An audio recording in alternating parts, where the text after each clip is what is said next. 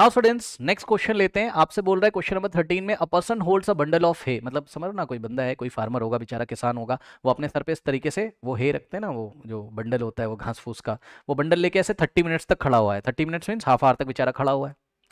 अब देखो खड़ा हुआ है तो बंडल का वेट कहाँ लग रहा होगा? नीचे। समझिए जरा, ये इस तरीके से ये बंदा है और इसने हे को ऐसे पकड़ा हुआ है, ठीक।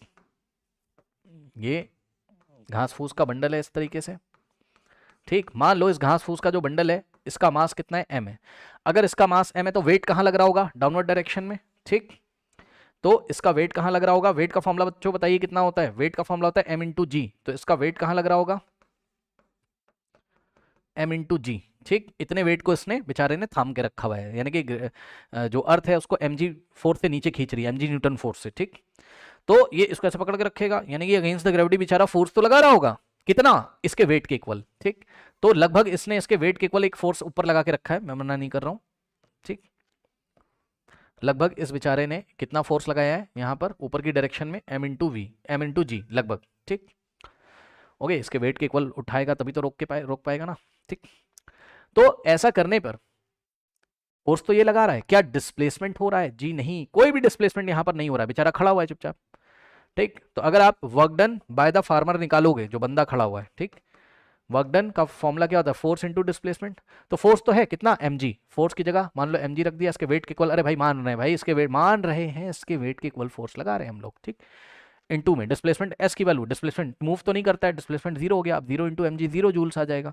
तो इस तरीके से जो बंदा है उसने कोई भी वर्क नहीं किया, नो वर्क, ठीक, नो वर्क, कोई वर्क नहीं किया। अब कोई वर्क नहीं किया, बेचारा 30 मिनट तक खड़ा हुआ है।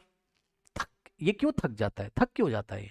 तो जवाब है, जब ये बंडल को उठा के रखता होगा तो इसकी मसल्स स्ट्रेच होती होंगी अंदर, ठीक। मसल्स के स्ट्रेच होने से अंदर एक स्ट्रेन होता होगा, मतलब तनाव होता होगा मसल्स में, जिससे ब्लड पंप करता होगा। ऐसे सोचो, बॉडी में ब्लड का सर्कुलेशन होता होगा। ब्लड क्या एक तरीके का फ्लूइड है, लिक्विड है, वो एक जगह से दूसरी जगह डिस्प्लेस होगा, तो उसके डिस्प्लेसमेंट में भी तो एनर्जी खर्च होगी भैया। ब्लड का डिस्प्लेस होना एक तरीके का वर्क है, यस सर। यानी कि वर्क ऑन द ब्लड तो हुआ होगा, लेकिन वर्क ऑन द हे नहीं हुआ है। जिस वेट को उसने पकड़ के खड़ा हुआ है, इस वेट को डिस्प्लेस नहीं करा रहा है, तो वर्क डन ऑन दिस हे नहीं हुआ है। लेकिन ये सारी एनर्जी उस बंदे की क्यों थक जाता है, कहां चली गई? तो जवाब है, उसकी मसल्स जब स्ट्रेच होती हैं तो ब्लड का जो सर्कुलेशन होता है, उस ब्लड के सर्कुलेशन को करने में ये एनर्जी इसकी खर्च हो गई है, इसलिए ये थक जाता है, ठीक।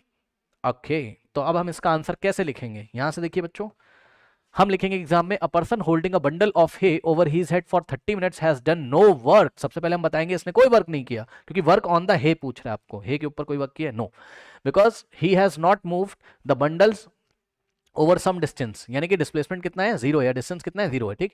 The person gets tired due to the muscular fatigue, ठीक। बंदा थक जाता है मस्कुलर फटीग की वजह से, ठीक। This is because his muscles are stretch and blood is displaced to the strain muscles more rapidly.